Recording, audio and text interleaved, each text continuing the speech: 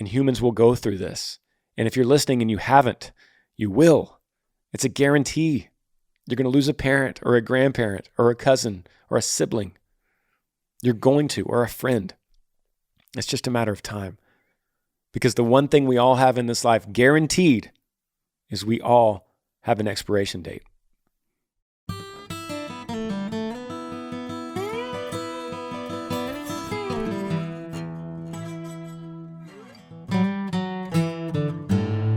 What's up, guys? Welcome to the podcast, episode 130. Thanks for listening, wherever you're coming from. Spotify, iTunes, YouTube, wherever you might be coming. It also streams on aftermidnight.com. So however you found me, maybe TikTok. Thank you for being here. This is where I answer your questions. You could email me anything. We could talk about any subject as though we're sitting around a campfire or in the cab of a pickup and you say, hey man, I got something that's been on my mind lately. You mind if I run it by you? And then we walk through it. I'm not always right, but we'll walk through it as though we're friends, right? You email Granger Smith Podcast at gmail.com. I'll put it in the queue and we'll get to it, okay? First question says, subject line, creative block, need help. Hey Granger, longtime fan and listener of the podcast. Love everything you do. Keep it up.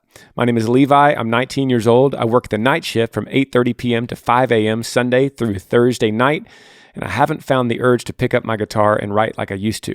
I have other projects that I work on, including having the opportunity to be a segment producer for a live fundraiser event that went really well, thank God. But since I started the job, I've had writer's block, and it's driving me crazy. I also recently moved to Brooklyn, New York from a small town in Ohio, so it's hard to adjust. It is seasonal, so it's going to end soon, but I can't help but feel like I should be working on more of the things that I want to do. Should I quit and start working on my music and other projects? Thank you for your time. Levi, what's up, buddy? Thank you for writing.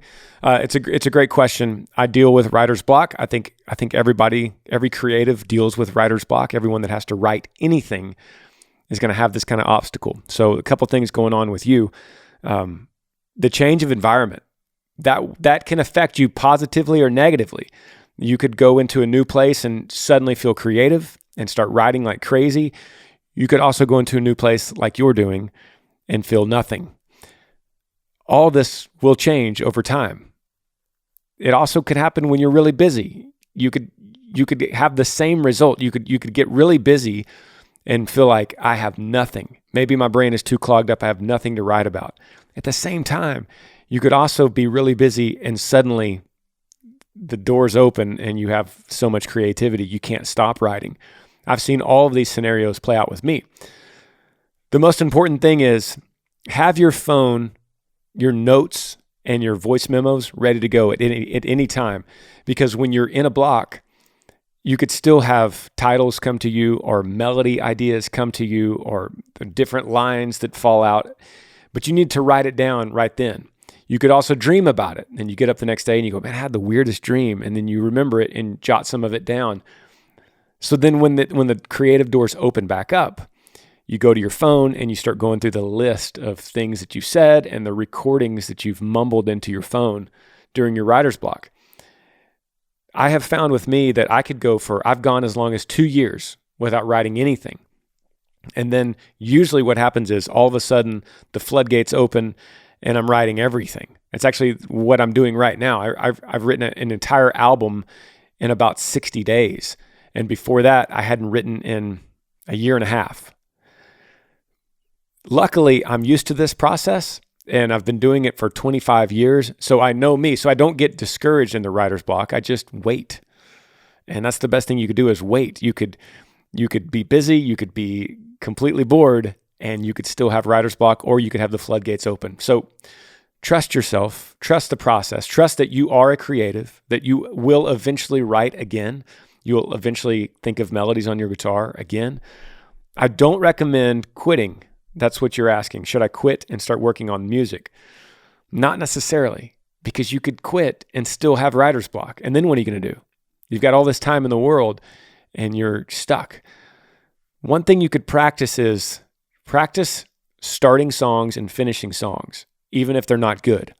You could write a song and be like, this is terrible, but since I'm in a block right now, I'm going to go ahead and finish it, even though it's not good, just for the practice of starting and finishing a song.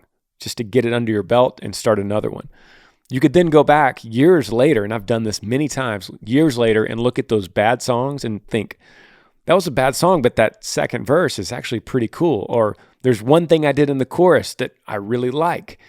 And then that can become an entire new song. For me, I've done this many times, including Bury Me in Blue Jeans. That was a song that had floated around for 7 or 8 years. And then one day as I was thinking about titles, I was like, man, look at that title, Bury Me in Blue Jeans. That's a terrible song that I wrote, but maybe there's something there. And then within an hour, the song in its current state was born. So you're doing all the right things. Don't just up and quit what you're doing right now. The best thing to do is wait. Take notes and wait. It'll open back up. Thanks for the email, buddy, and I wish you the best on this. All right, here's one that says, Texas or bust. That's the subject line. Hey, Granger, I'd like to remain anonymous. I'm 17 years old. I'm from a small town around Clemson, South Carolina.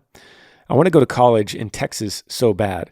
And I've talked to my parents about it, and they're just not for it because it'd be so far, but they also would support anything I do. So I know I'm only 17. I'm almost a senior in high school, but I don't want to leave home and end up wanting to move back while I'm in college. I desire to see what life looks like outside of here, but I value my family a lot here. At the end of the day, I know that I need to do what's best for me and my future. I'm just not quite sure how. Thank you. All right, Anonymous, that's a great question. I'm going to lean towards taking that step that makes you nervous. And I'm going to lean towards you taking this adventure and leaving your home state, leaving your hometown, going across the country, a new adventure, new friends, new contacts, new experiences. All that will help grow you. You could judge yourself by what makes you a little bit nervous. So things that make you nervous, sometimes you lean into those things. Those are the hard things. Lean into harder decisions, right? You come to a fork in the road, take the harder path. And if you do that again on another path and it forks and you take the harder one, and you do that 7 or 8 times in a row, and you look back and you've made 7 or 8 hard decisions at forks in the road, your life by then, by 7 or 8 of these turns, is dramatically different than people around you. People are going to look at you and go, this person is different. Their life is interesting. It's exciting. It is very evolved in a way that mine is not.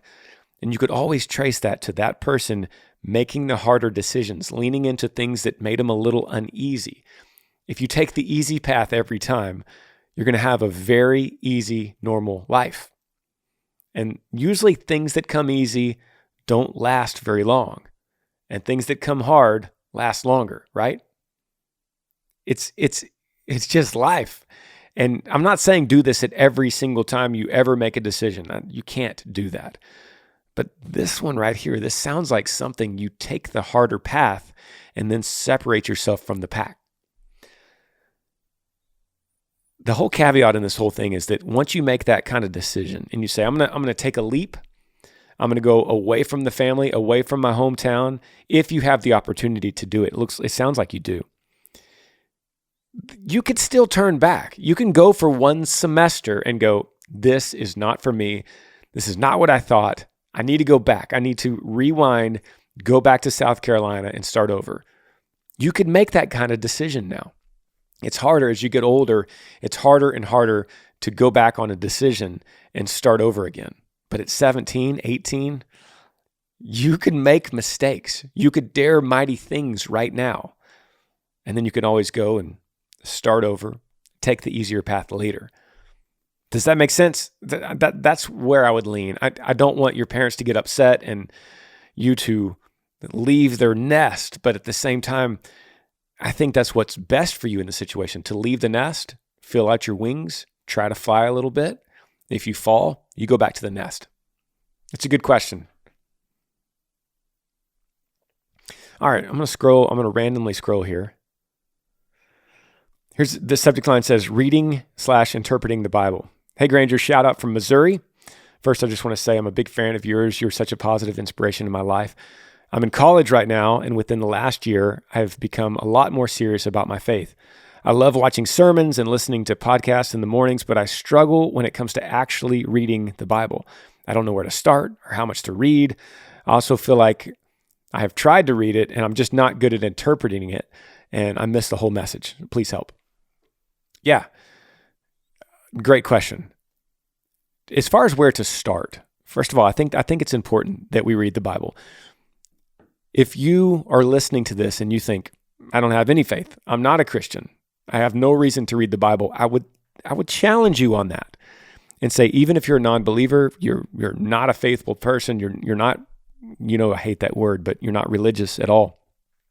I would challenge you on that question and just say, if there was a book that has impacted the world so much, that has been put in the hands of more people than any other book in history, that has shaped culture, that has shaped humanity, that has built nations, that has broken nations, that has caused wars, that has caused peace, that has become part of the embedded culture that we live in so many different places in the world for so many decades, so many centuries, so many millennia, then I would ask you, if there was such book, would you read it?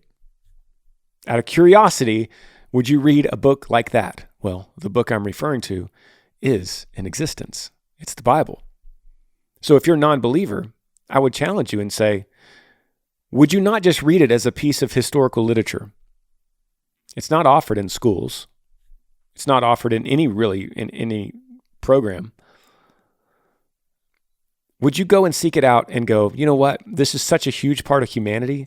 This has shaped our culture so much, this book, that I would love to read it just to see what it's all about and then walk away from it if you want. That would be my challenge, but that's not your question. Your question here is, where would you start? You know it's important, but where would you start?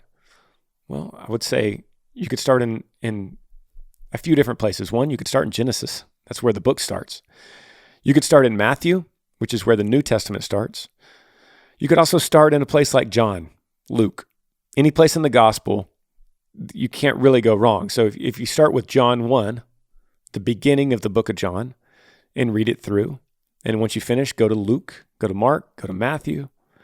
If you finish all those, move on to Acts, finish that, keep on moving forward through the New Testament. You finish that, start back over in Genesis. I think you would find it interesting if you actually started at where things start, the beginning of any of the books. What's important is to find a Bible that has some kind of reference guide to it or some kind of teaching guide to it. So, for instance, say you start with a book of John, find you a learning Bible that has a preference on where John came from, who wrote it, when they wrote it, why they wrote it, how they wrote it, and how it got out to the people. And then eventually, how was it collected? Why is the book of John part of this canon? And there's so many teaching books, teaching Bibles that will walk you through that as you're reading it. Sometimes they'll have a couple pages before the book starts to say this is where it came from, this is the timeline, this is when it happened, this is who John was when he wrote it. And some of them also will walk through as you're reading and say, what you just read, here's what he meant by that. Here's the connection with that. You could find these anywhere. You could do it right there on your phone. You could do it on your iPad. You could do it on your computer, or you can go get a good old paper book. And I would highly recommend that this is a route you take. And I would also recommend that you just start in slow blocks. Like don't look at the Bible and go, how am I going to read that whole chapter today? It's so boring to me and I don't understand it. Well, don't read the whole chapter. Read a paragraph. Aim lower than you're doing. Read one paragraph and then Google that paragraph and try to get some kind of context on what that means. And then you could help interpret it yourself through the context that you're reading, through the study guide. There is a great YouTube channel called The Bible Project. It's really good. It's animated and they draw it and they do the timeline, they do the maps, they do who wrote it and why, all this stuff. The Bible Project. So once again, say we're reading the book of John. YouTube, The Bible Project, Book of John. It's going to come up. It's got a couple million hits on it, so you can't miss it. And click on that. Watch that video before you read or after or both or in between. But the animated idea as they draw it out for you, super simple, will help you understand, oh, that's why I'm reading. That's where this came from. That's who John was. That's why John was inspired to write it. That's how it got out to the people later. Those kind of answers are important to me. I'm a history major in college. I don't like to read something vague and misunderstood and have no context to it. I love to know the history, where it came from, how it got to my hands. And when you hold any Bible, it's also important to know how impossible it was that it ended up in your hands and how many people died so that it could be in your hands. The blood that was shed so that those words could now be in your hands in this free country is unbelievable. It blows my mind, and it should yours too. And I would encourage you to do this. Great question. Okay, next question. Subject line says, cowardly-like behavior. Hey, I'm Andrea. I'm from Hebron, Illinois. Is that how I say it? I've been in a lot of actual relationships with men, but one thing is pretty common amongst them all. Why do men have a fear of telling women they don't want to be with them? They either ghost us or just come up with another excuse. This last dude told my roommate everything instead of telling me anything. That last sentence says, this dude told my roommate everything instead of telling me anything. Yeah, Andrea, I think I don't disagree with you, and I hear you. And I think it's a good question. And I think the best answer I can give is humans are hesitant to break someone's heart. And we will go to great lengths to not break someone's heart with the truth. And so many times the truth is the heartbreaking caveat in the situation. So a guy is going to feel more comfortable telling your roommate how he feels or how he doesn't feel towards you, because it's not going to break her heart. It's not going to break the roommate's heart. So he gets it off his chest, and he might think maybe she'll slip some of this information to her and I'm out. I agree with you that this is cowardly-like behavior. I don't disagree with that at all. I'm just trying to explain better why you're seeing it and why it happens and why it could happen again. We do this since we were 2 years old, since we're toddlers. We try to use scapegoats, which is, by the way, to the last question, a cultural biblical reference, scapegoat. But we try to use scapegoats to get us out of feeling the pain of the heartbreak that we want to actually say. That's why 2-year-olds blame other people for the very thing that they took or stole or lied about. And that doesn't change as we get older. We would rather tell someone else than to tell the person, because they're going to see through us.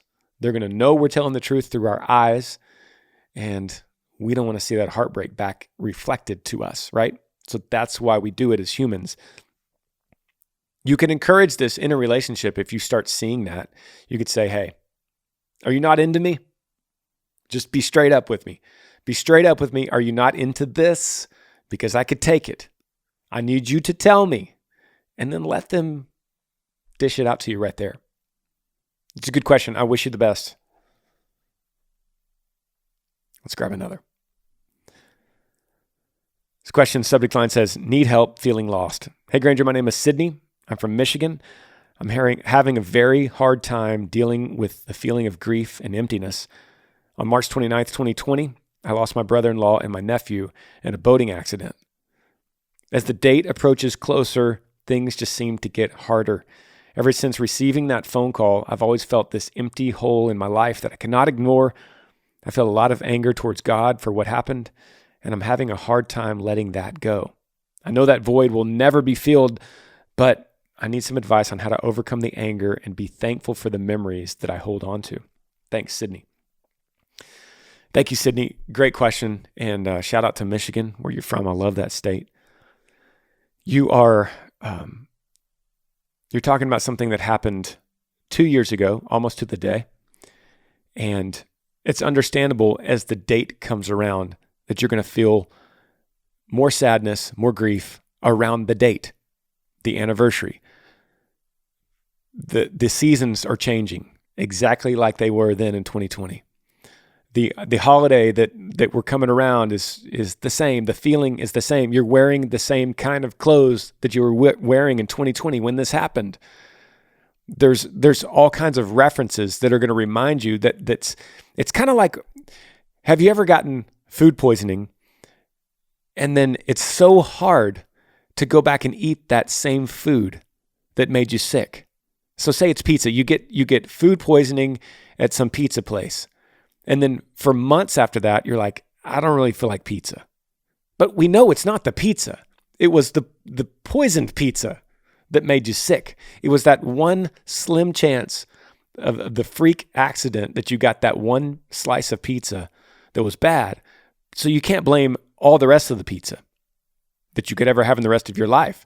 But that's the association we make with it. So you are associating that date, March 29th, 2020, with everything that's going around you right now, the seasons. This is springtime. Oh yeah, that's what happens in spring is I get sad. That's what happens when I eat pizza, I get sick. When really, that's a weak correlation. But that's what we do as humans. Our brain makes that connection. So that's what you're feeling. And that's why these anniversaries are so hard. But I will tell you this, Sydney. Every anniversary that goes by gets a little less painful every time. So the first one is the hardest. You very rarely would be on the second anniversary and go, this second one is harder than the first one. And it might not be by much, but you got to take that as a stride forward. You got to look at the second anniversary and go, this hurts, I'm sad. But here's your benefit, but it's not as sad as the first one. I was wrecked on the first one. Now I'm 90% wrecked on the second one. And by the third anniversary, you might say, this time around, I'm 80% wrecked, but you're making progress. It's very rare you'd be on the fifth one and go, this is the worst of them all. I'm feeling more sadness, more grief ever on the fifth anniversary of their death than I was on the first.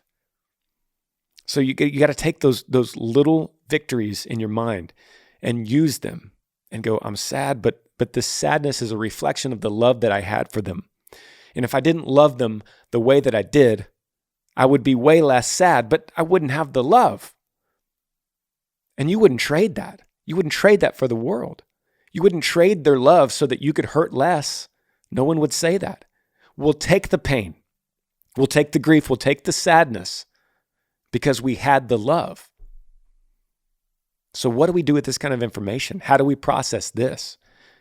Well, we move forward and we say, I loved them a lot. And because I loved them a lot, I also grieved them a lot. But I also know that every year that goes by, that grief will start to fade and the love will still push through. I'll still have the love that I felt and I'll have less grief every year that goes by as I move forward. So you don't move on, and you're right about that. You're never going to fill that gap that they left.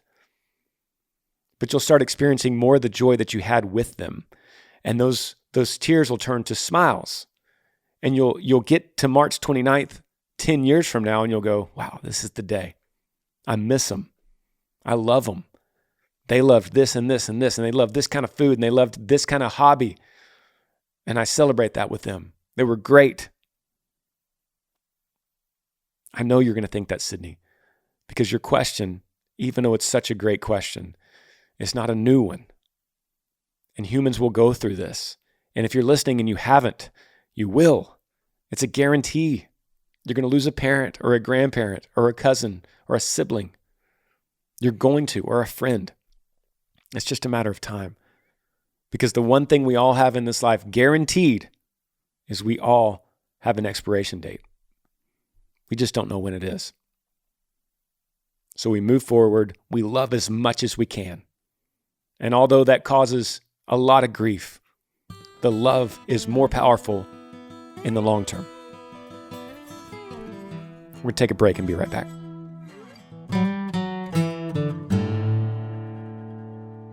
Podcast is brought to y'all today by ShipStation. Online shipping isn't slowing down anytime soon. So is your business ready to keep up the pace? Well, with ShipStation, you'll never worry about shipping again. So make the switch to a solution that handles all your shipping needs quickly, affordably, painlessly. ShipStation is already trusted by over 100,000 e-commerce sellers. So keep track of your orders from any sales channel. Find the best shipping carrier with deeply discounted rates and automate just about any shipping task with just a few clicks. You could manage every order, Amazon, Etsy, eBay, your own website from anywhere, even your phone. And this is why Yee Apparel switched to ShipStation, because it's just so much easier. We could worry about the creative side of Yee Apparel and not so much about the technical side of shipping, which is so important. We need someone to take care of that and make sure that it's good and easy for us to use so that we can make y'all better products. Ship more in less time with ShipStation. Use my offer code Granger to get a 60-day free trial. That's 2 months free, no hassle, stress-free shipping. Just go to ShipStation.com, click on the microphone at the top of the page and type in Granger. ShipStation, make ship happen. Podcast is also brought to you all by Movement.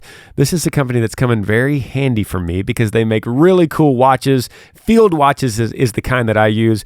They're also great because they make blue light glasses, which works great for me because I'm always in front of some kind of screen or working on the podcast or working on After Midnight or editing music.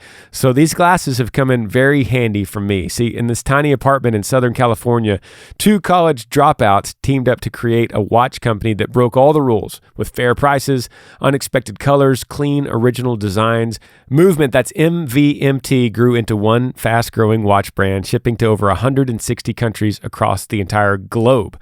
Now, like I said, I love field watches.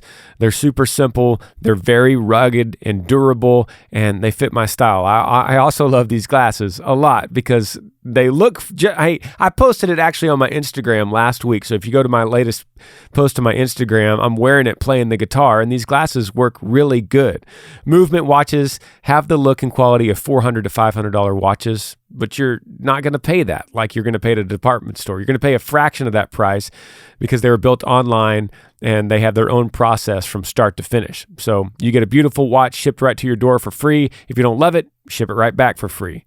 If you want to elevate your look with style that doesn't break the bank, then join the movement today and get 15% off with free shipping and free returns by going to mvmt.com/Granger.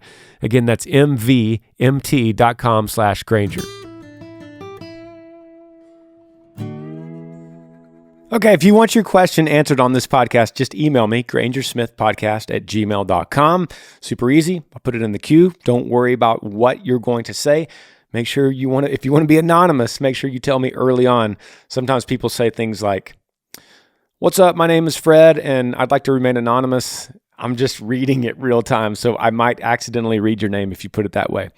My other request is try to keep it about the length of your phone.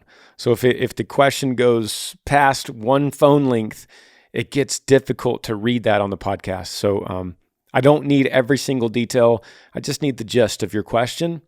Like me and you are in the cab of a truck and you pour out whatever you have to say, and I'll walk through it the best I can. Do not take my advice as the truth. I'm just telling you the best I could believe it in real time. And every once in a while, I'll be honest with y'all, every once in a while I'll turn off the camera and I'll walk away and I'll think, I probably had a better answer for that. Or I should have maybe said this. That would have been a better way to do it. So if you hear that and you hear me say something and you think to yourself, that's not a good answer, I would have definitely told him this. Just remember, I'm reading it real time. My brain is only working in real time as I'm reading it. I literally read the question and I answer it as I'm thinking about it while I'm reading it. All in real time. This podcast is not cut up. It's not edited. I don't go back and change anything. I don't fill in a word or say something wrong and replace it. So give me a little grace on that. I'm doing the best I can in real time. Not always right, but working with you, okay? You guys, your questions are so good that you have now made this one of the top podcasts in all of the music genre in the world, which always blows me away. And I just want to thank you for that. I want to thank you for not not needing me to come up with my own content every single Monday. That would be difficult to write a script and have a new topic and talk about something or have a new guest every single Monday. Instead, I come in here, I turn on the computer, I hit record, put the camera on, and read your questions. So thank you for sending them, and thank you for listening. Subject line on this next one is, I'm fed up. It says, hey Granger, I'll stay anonymous. I like that. See, right at the top. Me and my brother, both above 20 years of age, seem to butt heads a lot.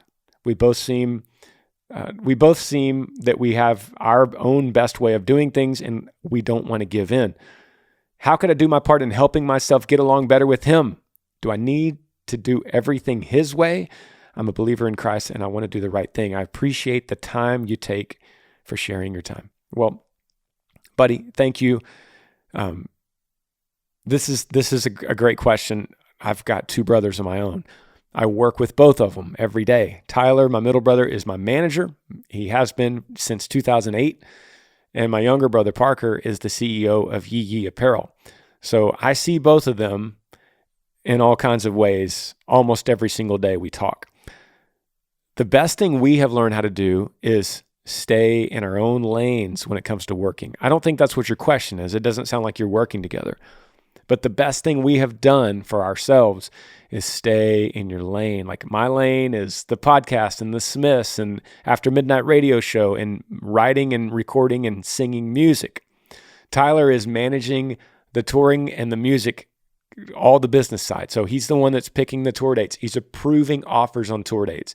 He's doing the paperwork behind the music. He's making sure we negotiate the best deal with a record label or the publishing company. He's getting the offers from agents that are wanting me to act in a movie. And so he's looking over the script before I see it. So Parker, he stays in his lane with Yee Yee Apparel, and he's making sure we have the best apparel for the spring and summer and fall launches.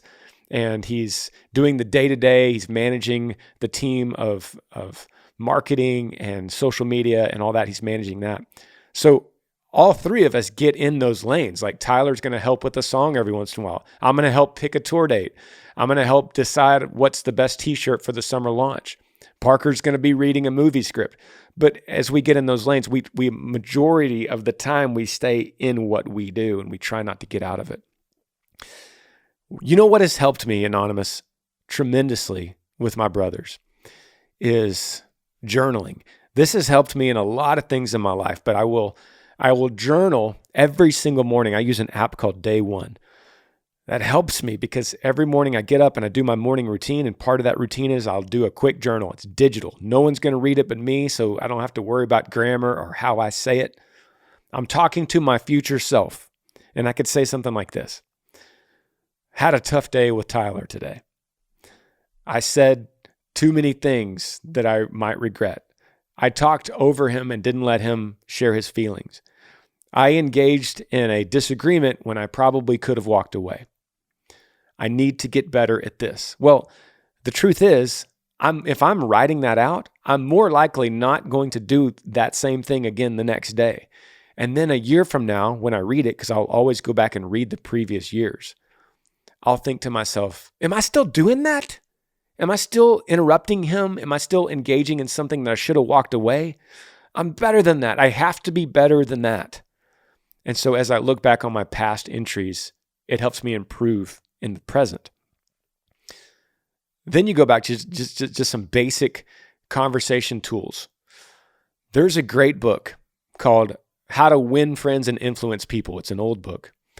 And it's a great resource for human relationships. And brothers are a big human relationship because we see them all the time.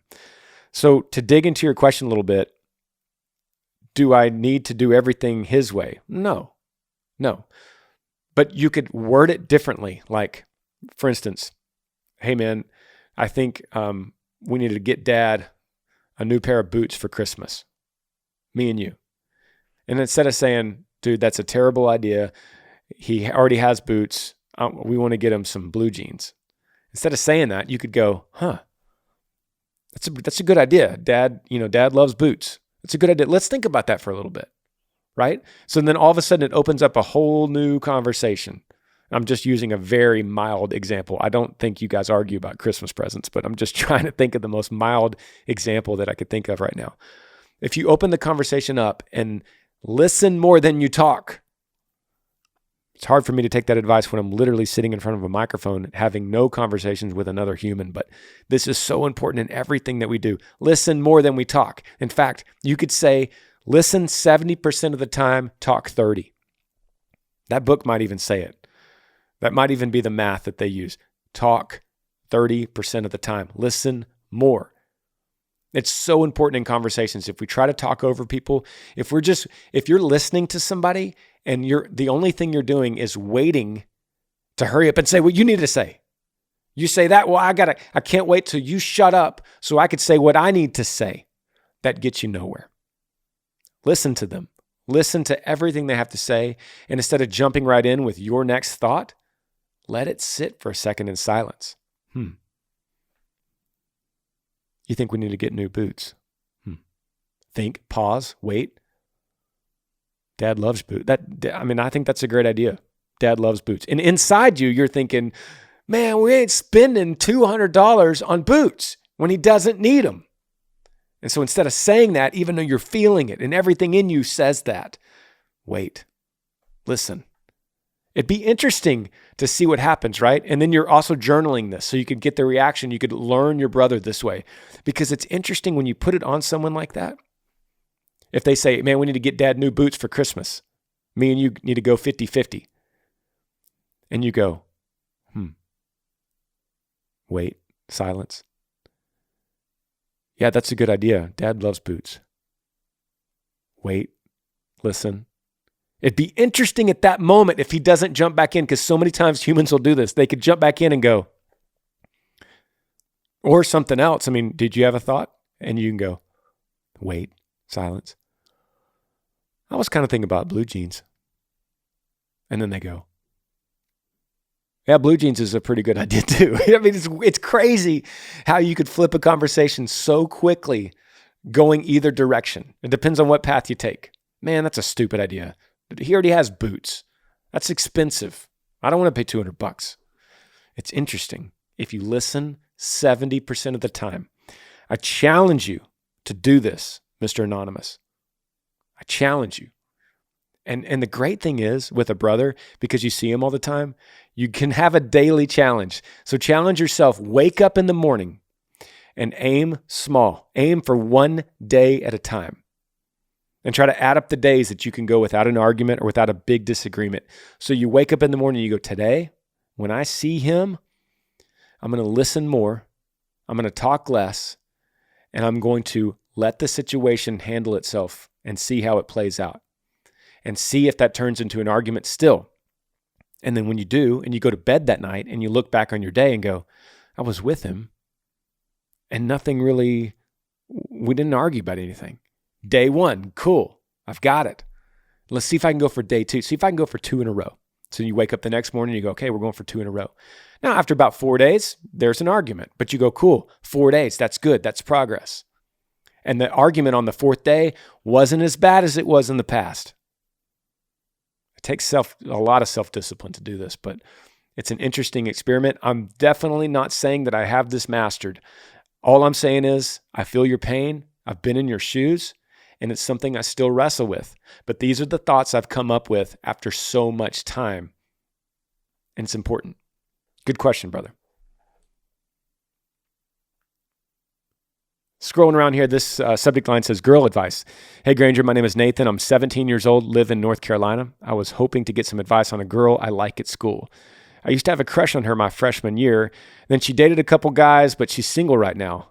I don't have a class with her, but sometimes I pass her on the way to one of my classes. I'm a follower for Christ, and she is too. She's incredibly smart, athletic, and beautiful, but for some reason, I feel like she wouldn't give me a chance, or she's out of my league. I'm more of a shy person and tend to overthink. Thanks for the time and advice. Love the podcast. Yee. Nathan. All right, brother. Got a crush. Going back to the first part of your email, it says, used to have a crush my freshman year. She dated a couple guys. So it doesn't sound like you guys have ever had a thing. Okay. So this is fresh. Even though you've liked her in the past, you kind of waited as she had boyfriends, and now there's an opportunity. You feel shy and you're overthinking. Nothing about this story so far is weird or wrong. You are okay to be shy. I mean, some girls like shy guys. You know why? Because shy guys only talk 30% of the time, maybe less. So that's a good thing. You could listen to her 70% of the time. That's good, right? So that's not a character trait that you have, being shy, that is going to limit you to less girls. What that does is it opens the door to more girls that like a shyer, less outspoken guy. That's not a bad thing. My advice in this, it's obviously weighing on you enough that you emailed the podcast and you're thinking about it a lot. So I think the best thing to do is get it out in the open. I think the best thing to get it out in the open is to stop her in that hallway that you pass her and just go, hey, and this is tough. Okay, I'm going to tell you something here that's difficult to do. And so it's a lot easier for me to give you this advice than for me to actually do it. You got to build up a lot of courage. And it's difficult, but I would stop her in that hallway and say, I'm Nathan. Could I just tell you something? I see you all the time. I walk past you and I think you're so beautiful. And I would love a chance to get a coffee with you or just sit down with you if you'd ever be interested. And you might not be. I'm shy and this is hard for me to say and I'm nervous right now, but I just wanted to get it off my chest that I see you and I would really love to sit down with you sometime. Then it's on the table. You just played your ace card then, Nathan, right? So you give her your ace card and you see what she's got in the deck. Maybe she's got a handful of aces. I don't know, but let's see what's in her deck. At that point, she might say something like, oh, thank you. I'm really busy right now. I'm so sorry. Okay. And you go, I totally understand. But I just needed, for my sake, I needed to tell you this. I needed to get it off my chest. And so thank you. And then boom, you walk off. Gone. Don't look back. Do not look back. You're gone. And then maybe take a different route to the next class, right? So you don't have to see her. And then you wonder, is something changing with her? Is she thinking, where is that boy Nathan that said that to me? Because she might stop you a couple weeks later and go, hey, I was thinking, yeah, maybe coffee would be nice. It might happen. Sometimes it happens. You got to give them a little time to think about it. Or the other scenarios are she goes, no thanks, and you never hear from her. Okay, what's good about that? Well, now you know.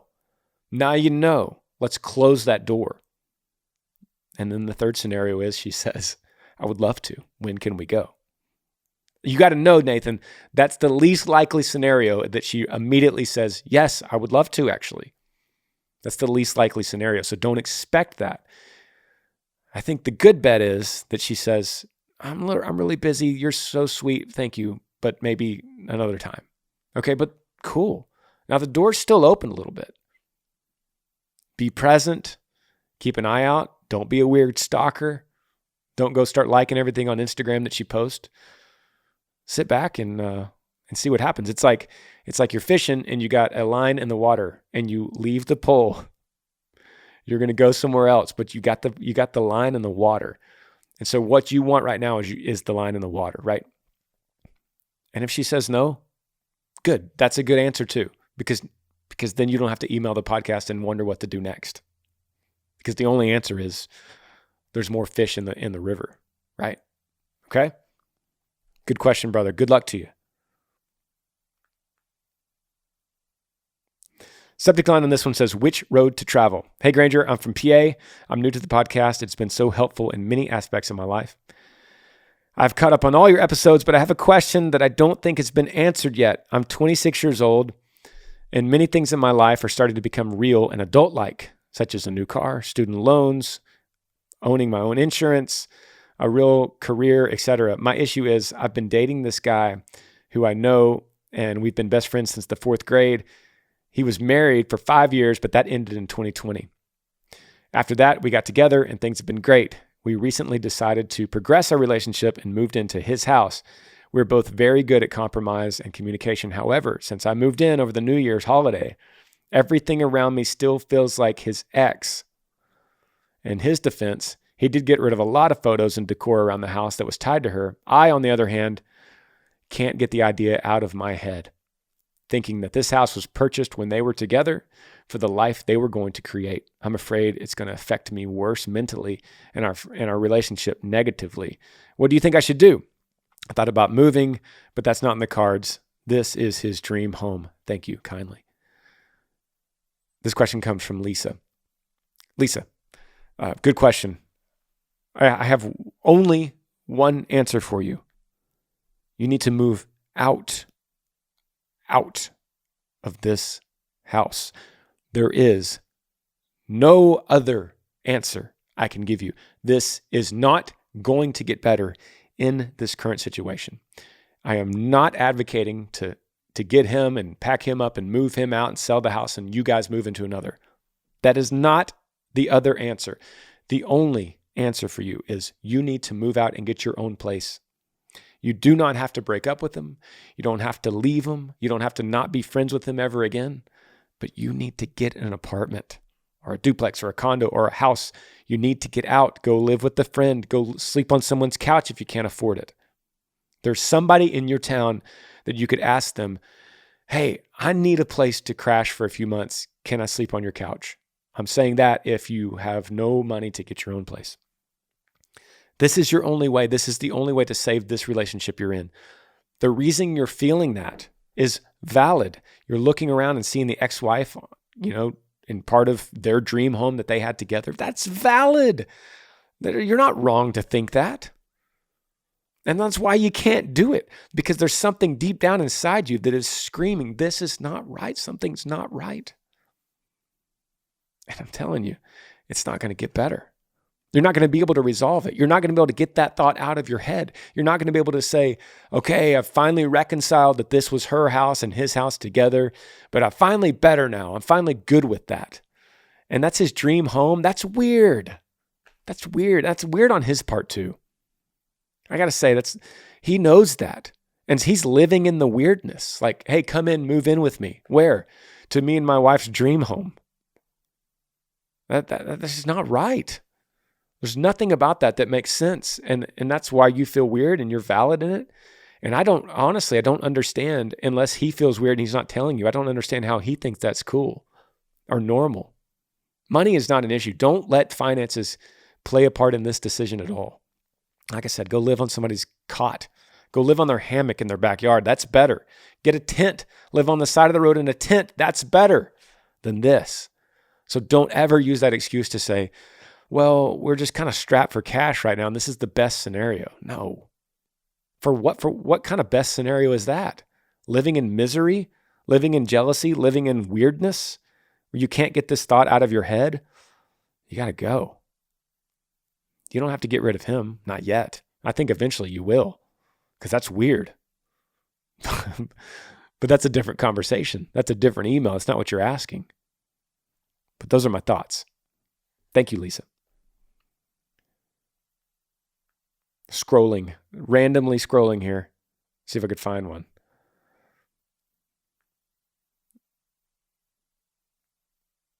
Okay, the subject line says, not a relationship question.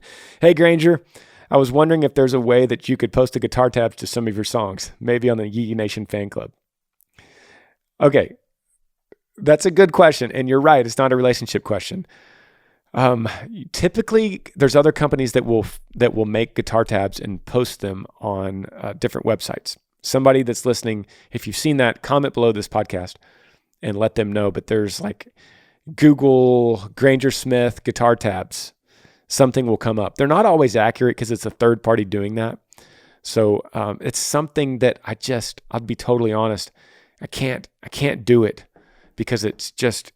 It takes too much time. First of all, as musicians, especially in the country world, we could write guitar tabs, but we don't speak that language always. We speak the number system. So we don't say A flat and B and C. We say 4 chord, 5 chord, 6 minor chord. And that's how we speak. Usually the rest of the world wouldn't speak in the number system when it comes to music. So writing out the tabs, putting the lyrics, putting the dots, putting the notes, putting the chords is a lot of work, and I don't have the space. I'm lucky that a lot of companies will come in and do this and make these tabs for me and then post them online for anyone to see. So that's the answer to your question. And that's always the answer, because I do get that question a lot. And my advice to you, honestly, this is my honest advice coming from a once upon a time brand new guitar player wanting to play George Strait songs. My advice to you is to train your ear to hear what those chords are without needing to read them as a crutch. So if you cannot do what I'm talking about by your ear, then you take a guitar and you play the song and you move your finger up the low E string until you find the matching note, and then you find the corresponding chord to it. It's so good for your ear to do this, to train yourself that I don't need to read the tabs. I could do it by ear. I could find and then eventually every song you hear on the radio, you'll be able to pick it out by your ear, and you'll train yourself and get better and better. It's a muscle that you train, and that muscle gets stronger. I would encourage that. Otherwise, you're going to be reading guitar tabs the rest of your life, and you get stuck in that rut. Then you need them. And someone says, hey, can you play this at my wedding? And you go, do you have the tabs? And they're like, no. How much cooler would it be to say, yeah, give me a few days, let me listen to it, I'll figure out the chords, and then I'll play it at your wedding. That's so much better, so much more beneficial as a musician. Last line you say here, can't wait to see you in Duluth, Minnesota. By the time you hear this podcast, I will have already gone there last Saturday. So yeah, buddy, I can't wait to go to Minnesota. I can't wait to go to all these towns. We're going to be touring a lot this year, so I can't wait to see y'all on the road. You can find all those dates at grangersmith.com. I love you guys. Thank you for listening to the podcast, and we'll see you next Monday. Yee yee. Thanks for joining me on the Granger Smith Podcast. I appreciate all of you guys. You could help me out by rating this podcast on iTunes. If you're on YouTube, subscribe to this channel, hit that little like button and the notifications bell so that you never miss anytime I upload a video. If you have a question for me that you would like me to answer, email grangersmithpodcast@gmail.com. Yee yee.